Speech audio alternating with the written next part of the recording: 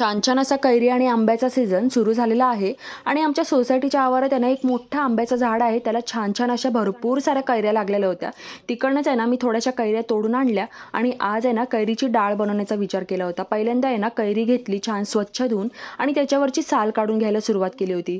कैरीची डाळ आहे ना मी ह्याआधी कधी बनवली नव्हती ना, खाल्ली होती, तर मला ह्याबद्दल काहीच माहिती नव्हतं. तरीसुद्धा म्हटलं की आज चला आपण बनवून बघूयात. कैरी आहे ना पहिल्यांदा छान किसून घेतली आणि किसलेली कैरी आहे ना एका ताटात छान अशी काढून घेतली. त्यानंतर आहे ना मी चण्याची डाळ घेतली होती, जी रात्रभर मी भिजवून ठेवली होती.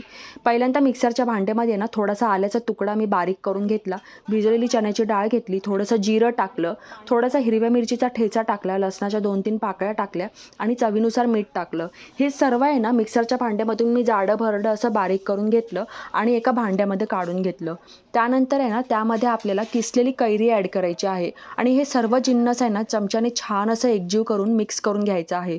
आणि ह्यावरती आहे ना मी स्पेशल तडका ॲड केला होता. पहिल्यांदा आहे ना तेल छान गरम करून घेतलं होतं. त्यामध्ये आहे ना थोडंसं मोहरी छान अशी तडतडू दिली, थोडासा कढीपत्ता टाकला, थोडंसं हिंग टाकलं, थोडीशी हळद आणि हे सर्व छान आहे ना फोडणी मी पहिल्यांदा गार करून घेतली होती. फोडणी गार करून तुम्ही ह्यामध्ये टाकली ना की त्याला छान अशी चव राहते आणि बराच वेळ ही डाळ टिकून राहते. तर फोडणी गार करून झाल्यानंतर ह्यामध्ये मी ॲड केली आणि सर्व छान आहे ना चमच्याने एकजीव करून घेतलं. तर इथे ना झटपट अशी आपली कैरीची डाळ तयार झाली होती. तुम्ही कधी कैरीची डाळ अशी बनवून खाल्ली की नाही मला नक्की कमेंटमध्ये सांगा. आणि चैत्र महिना सुरू झालेला आहे, अशी कैरीची डाळ बनवा आणि खाऊन बघा. तुम्हाला जर आपला व्हिडिओ आवडला असेल तर आपल्या व्हिडिओला लाईक करायला विसरू नका. भेटूयात पुढच्या व्हिडिओमध्ये.